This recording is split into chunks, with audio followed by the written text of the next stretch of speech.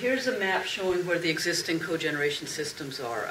I'll have another discussion, I'll have another slide showing where a lot of the solar PV installations are, but this shows where there are customers that currently have cogeneration systems. The dots are proportional to the size of the generators. So for example, on the upper right you see these two, sort of like a bullseye. That's up at River Bay Co-op City. They have 45 megawatts of generation. The blue, some of that is a steam turbine that's supplied from their gas turbines, from internal combustion engines that produce steam, that operate a steam turbine that also produce electricity. And then out in the boroughs and in some of the downtown areas, there are smaller machines, 65 to 400 kW cogeneration systems of various types of technologies. There's microturbines, fuel cells, gas turbines are some of the larger installations that are installing gas turbine technologies with a boiler on the back end of that to capture the waste heat. And then internal combustion engines are sort of the workhorse, this sort of standard old school technologies that are good for load following, and a number of customers are installing those as well.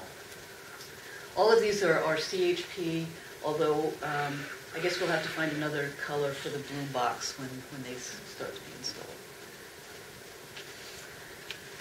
Now, just comparing, and I apologize, I don't have this data going out to 2012. I was just grabbing some slides, and I apologize that it's not. But the trends have been continuing. So, number of customers installing solar in the city is huge. The number of applications that Con Edison has received for electrical interconnection since, I guess we've been tracking this since about 2000. 1,500 applications for interconnection since then. 500 of those came in last year.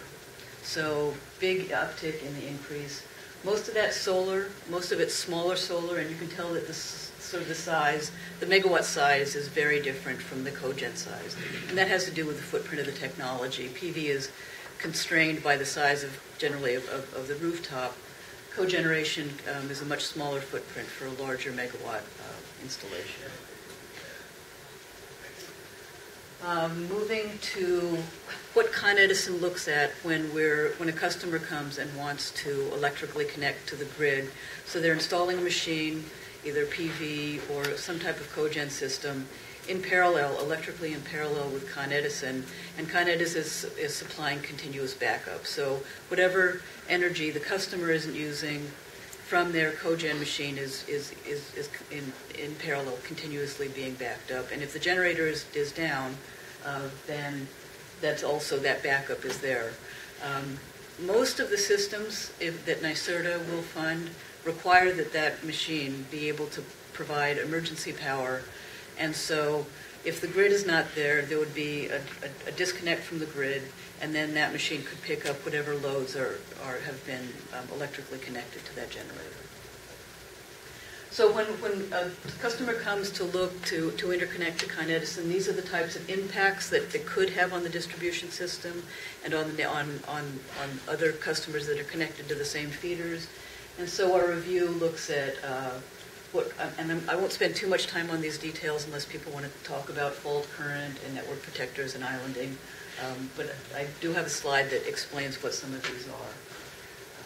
And something that I also tell people is if you're interested in connecting CHP, you should probably be talking to the Department of Buildings early on, since for particular types of technologies, they have some pretty interconnection requirements, particularly on the gas side, and particularly if the technology is a microturbine or a gas turbine using higher pressure gas. They've ironed out what those requirements are, so as long as you talk to them sooner, you'll be able to connect. Microturbines used to be sort of a no-starter in New York City, and now there's a lot of them going in, and the fire code requirements are clear and have been taken care of by the manufacturers.